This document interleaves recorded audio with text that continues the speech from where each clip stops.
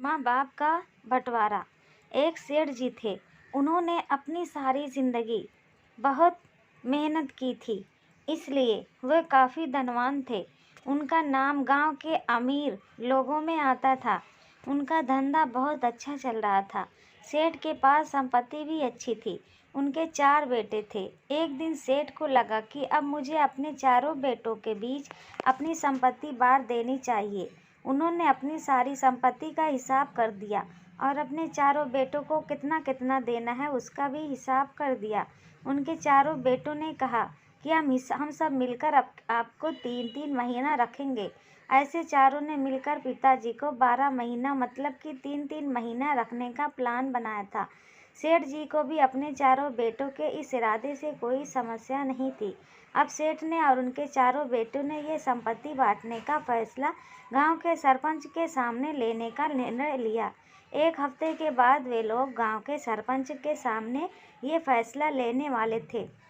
जिस दिन सेठ जी ने ये संपत्ति का बंटवारा करने का निर्णय लिया, तभी जो सबसे बड़ा लड़का था उसके दिमाग में यह बात आई कि एक बार ये बंटवारा हो जाने दो, उसके बाद मैं पिताजी को 3 महीने क्या 3 दिन भी नहीं रखूँगा। वही बात बाकी तीनों के दिमाग में भी आई थी। वो चारों सोच रहे थे कि एक बार संपत्ति अपने नाम हो जाए, उसके बाद क्या करना है वो तो हमें देखना है। वो चारों इतने लालची हो गए थे कि अपने पिताजी को 3 महीने रखने के लिए भी राज़ी नहीं थे। जिस पिताजी ने इतनी मेहनत करके इन चारों को संभाला था, वो चारों मिलकर भी अब पिताजी को संभालने के लिए राज़ी नहीं थे।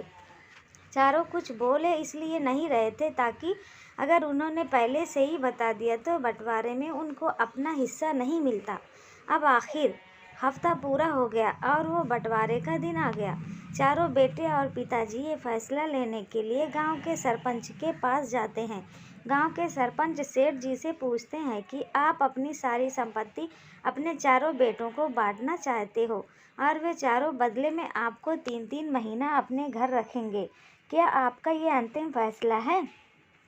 तभी सेठ ने कहा, जी नहीं, मेरा अंतिम फैसला ये है कि मैं अपने चारों बेटों को 3-3 महीना अपने पास रखूंगा और बाकी के 9 महीने वे अपने हिसाब से रहेंगे। सेठ का अंतिम फैसला सुनने के बाद चारों बेटे के पैरों तले ज़मीन खिसक गई और वो चारों हक्के बक्के रह गए। वे सोच क्या रहे थे और हुआ क्या? सेठ जी ने तो पासा ही पलट दिया। इस कहानी में जैसे सेठ ने पासा पलट गया, इसी तरह जिंदगी में भी ऐसा ही होता है।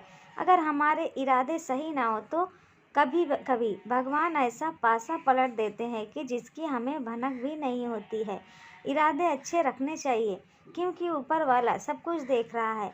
हम सभी को बेवकूफ़ बना सकते हैं पर भगवान को नहीं। आपको ये कहानी कैसी लगी? पसंद आई हो तो लाइक करें, शेयर करें और चैनल को सब्सक्राइब ज़रूर कर लें। धन्यवाद।